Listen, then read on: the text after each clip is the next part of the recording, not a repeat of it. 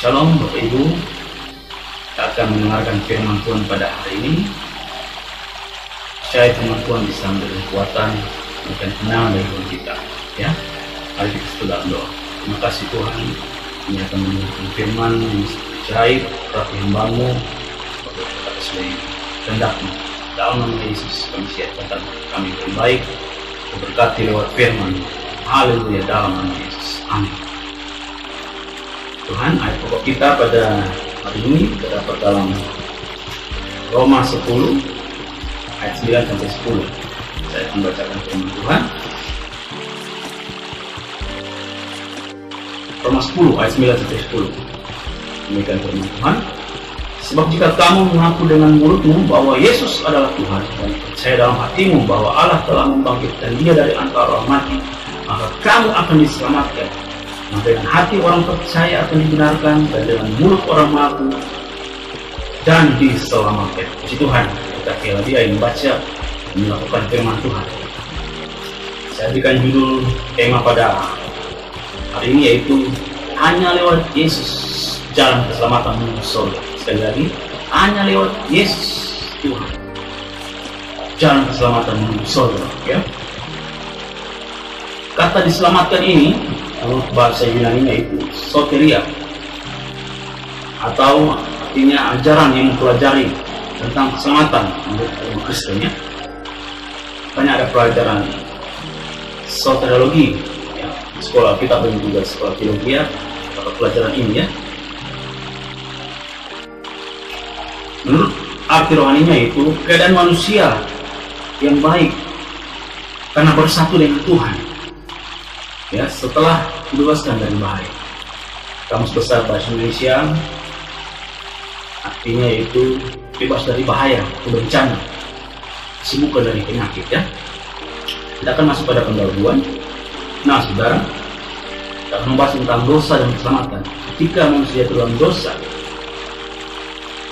ya, Allah menyelamatkan manusia. Kita baca dalam Kejadian 3 ayat 6. Dosa dan keselamatan. Kejadian 3 ayat 6 berkata, perempuan itu melihat bahwa buah pohon itu baik untuk dimakan dan sedap kelihatannya. Lagi pula pohon itu menarik hati karena menjadi pengertian. Lalu ia mengambil dari buahnya dan dimakannya dan diberikan juga kepada suaminya bersama-sama dengan dia, dan suaminya pun memakannya. Ya. Jadi jelas di sini mereka telah melanggar firman Tuhan. Mereka telah makan buah pengetahuan baik, dan hukumannya adalah mati. Hukumannya mati. Tetapi karena kasih Allah pada ciptaan itu Adam dan Hawa, sebagai ganti manusia, kita baca ayat 21. Dan Tuhan Allah membuat pakaian dari kulit binatang manusia dan untuk istrinya, lalu mengenakannya pada mereka. Ya. Kematian manusia diganti dengan binatang. Kasih Allah pada manusia. Masuk rencana Allah menciptakan manusia agar memperoleh kebahagiaan. Tapi apa yang terjadi? Manusia jatuh pada dosa karena keinginan mereka. Tapi Allah tidak ingin begitu saja. Dia menyelamatkan manusia, digantinya dengan binatang. Ya. Dosa yang kedua yang terjadi yaitu dalam Kejadian 4 ayat 8 saya bacakan.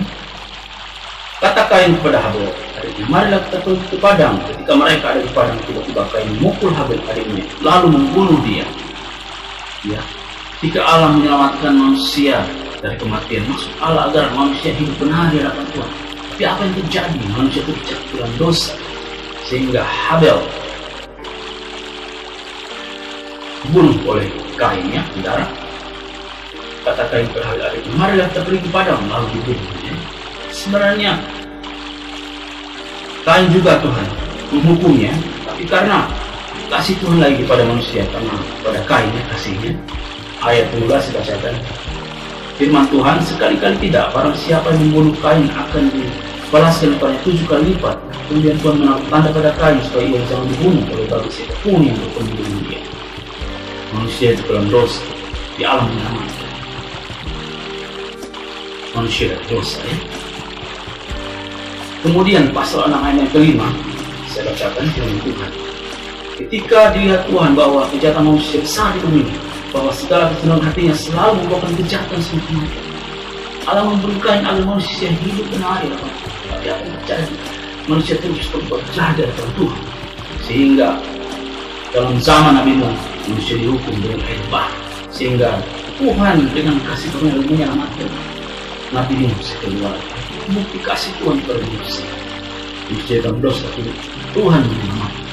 Kemudian jatuh lagi dalam dosa ketika mereka membuat menara batu dan seterusnya.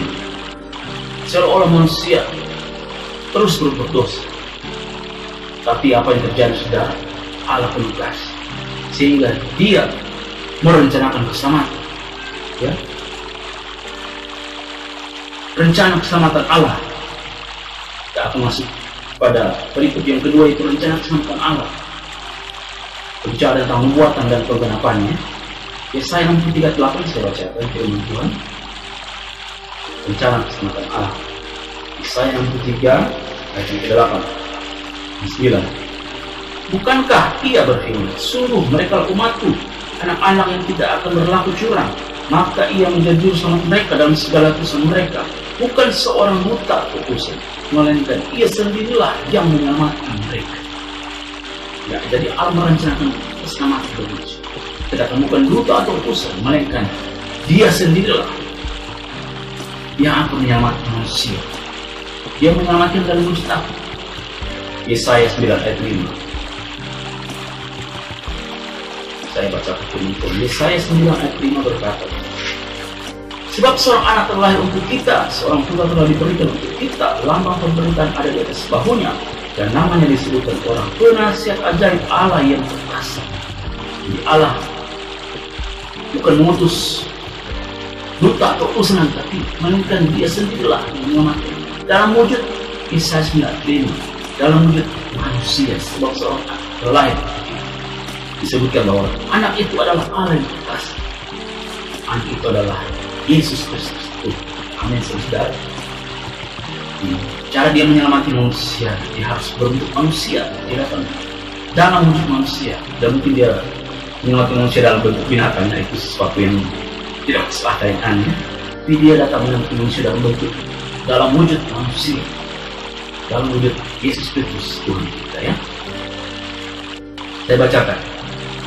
Ini adalah tadi Yesaya 9:5, adalah ayat nubuatan. Yesaya ditulis tahun 700 sebelum Masehi, sebelum Yesus lahir.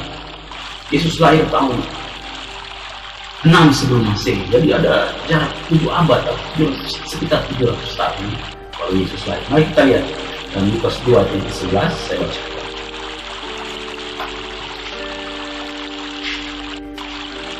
Lukas 2 ayat 11. Hari ini telah lahir bagi juru selamat, yaitu Kristus Tuhan kota Daud. Telah lahir di zaman Yesus, yaitu Kristus Mesias, Tuhan.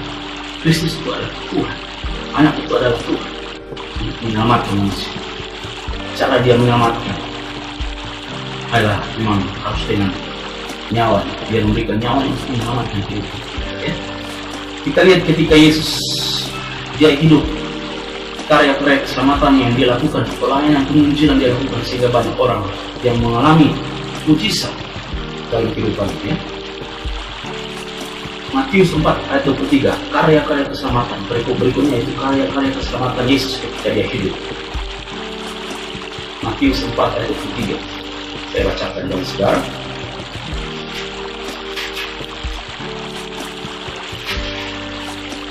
Yesus pun berkeliling di seluruh Galilea, Ia mengajar di rumah-rumah ibadah dan memberitakan Injil keselamatan serta melenyapkan segala penyakit dan kelemahan yang berbahasa.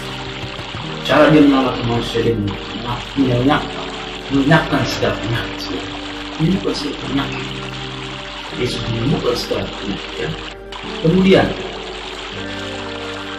pasal 8 ayat 26,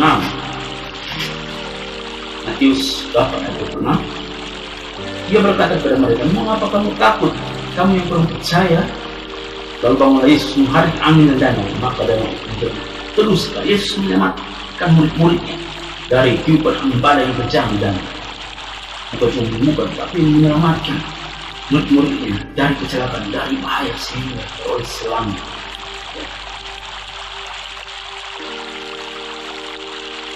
Pasal 8 ayat 32 bagian A.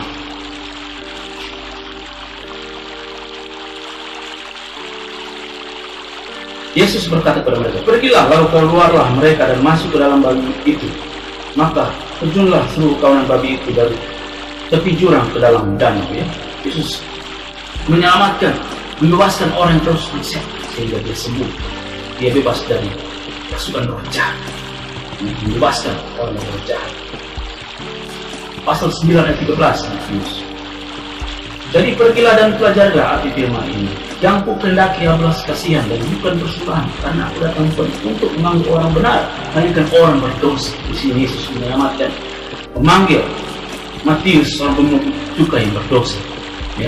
Dia merespon panggilan Yesus sehingga dia bertobat. Dari Yesus sebagai Tuhan dan Selamat. Yesus datang untuk mencari orang yang berdosa sehingga mereka diselamatkan. Amin, saudara. Sekarang kita akan masuk pada berikutnya yaitu bukti dan saksi Yesus naik ke surga. Kalau kita orang Kristen bilang, kalian percaya Yesus naik ke surga? Percaya, tapi kita harus mempunyai bukti.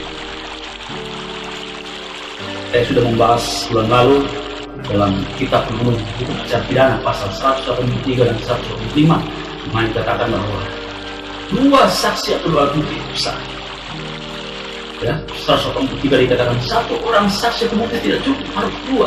Saudara, ada juga perjanjian lama, perjanjian baru dikatakan dua saksi itu adalah sah. Kita akan melihat bukti dan saksi Yesus naik ke surga. Dua saksi. Sebelum saya masuk ke dua alat bukti dan saksi, saya akan memberikan dua ayat bantu bagi saudara. Yohanes 14 ayat yang ke-6. Yohanes 14 ayat yang ke-6 dikatakan bahwa akulah jalan dan kebenaran dan hidup, tidak ada seorang pun datang kepada Bapa kalau tidak melalui aku. Yesus berkata, hanya dialah jalan, kebenaran dan hidup. Ya, seorang tidak akan datang kepada Bapa di surga kalau tidak melalui Yesus. Dan dia harus percaya pada Yesus sebagai Tuhan, baru dia menikmati surga yang kekal.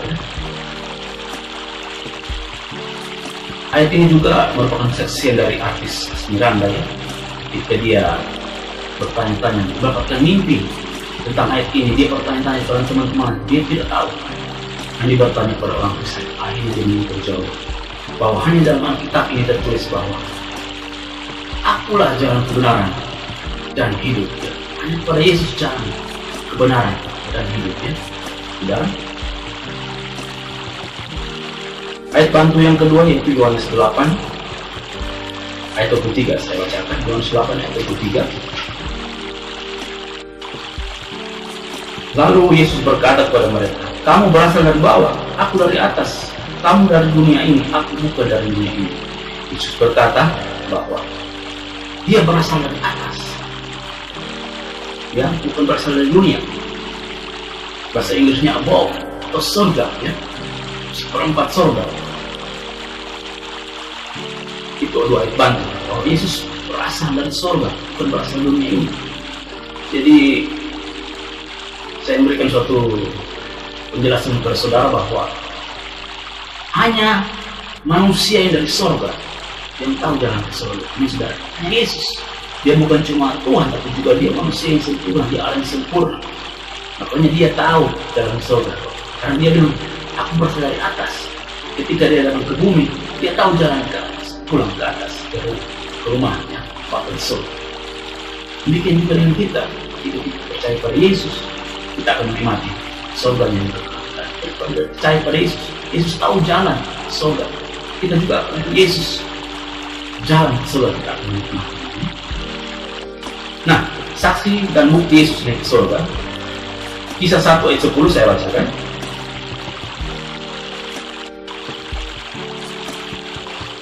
Saksi dari surga. Kisah 1 ayat 10. Ketika mereka sedang menatap ke langit waktu ia naik, tiba-tiba berdiri dua orang yang berpakaian putih dekat mereka. Ini adalah dua orang malaikat, saksi dari surga, menyaksikan Yesus naik berangkat ke surga. Kemudian saksi dari bumi. Tadi ada 2 orang saksi dari surga, 2 malaikat. Saksi dari bumi, Kisah 1 ayat 9. Sudah ia mengatakan demikian, terangkatlah ia disaksikan oleh mereka. Mereka itu siapa? Murid-murid. Murid-muridnya itu ayat 13. Ada Petrus, Yohanes, Yakobus dan Andreas, Filipus dan Thomas, Bartimus dan lain-lain, banyak yang menyaksikan Yesus. Bukti dan saksi bahwa Yesus naik ke surga itulah benar. Dan Yesus bukan cuma dia berkata naik ke surga, dia berada dalam surga. Buat Tesalonika 1 ayat 7. Dan untuk memberikan kelegaan kepadamu yang ditindas dan juga kepada kami, pada waktu Tuhan Yesus dari dalam surga menyatakan dirinya bersama-sama dengan malaikat-malaikatnya dalam kuasanya, dalam api yang menyala. Yesus berkata bahwa pada waktu Tuhan Yesus dari dalam surga, jadi dia ada dalam surga, dan dia naik, bukan cuma dia terbang kemana-mana, tapi dia naik ke surga, naik yang kekal. Amin, saudara. Jadi saudara dari kuatkan dan bukti dan saksi. Saksi dari surga nyata, saksi dari bumi merupakan fakta yang otentik, yang bukti yang benar. Kita akan masuk pada orang-orang yang diselamatkan dan tidak diselamatkan ketika Yesus datang kedua kali. Orang-orang yang tidak diselamatkan, 1 Korintus 6 ayat 9.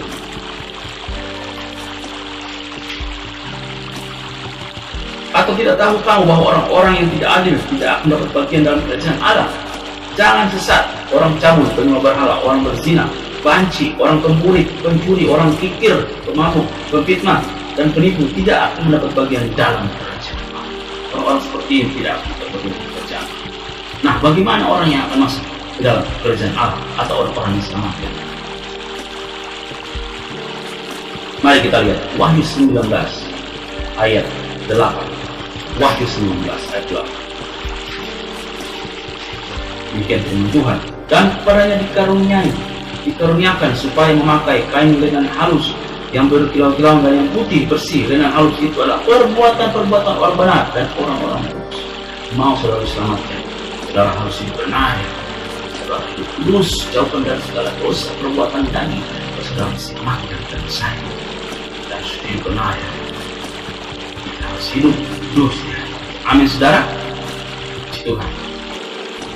Puji Tuhan, saudara telah mendengarkan firman Tuhan bahwa hanya lewat Yesus jalan keselamatan menuju surga. Amin. Patah mengatakan banyak jalan menuju Roma, mau naik pesawat, naik motor, jalan kaki, tapi kalau mau naik surga, masuk surga hanya lewat Yesus. Amin, saudara. Kita akan tutup dalam doa. Mari kita satu dalam doa.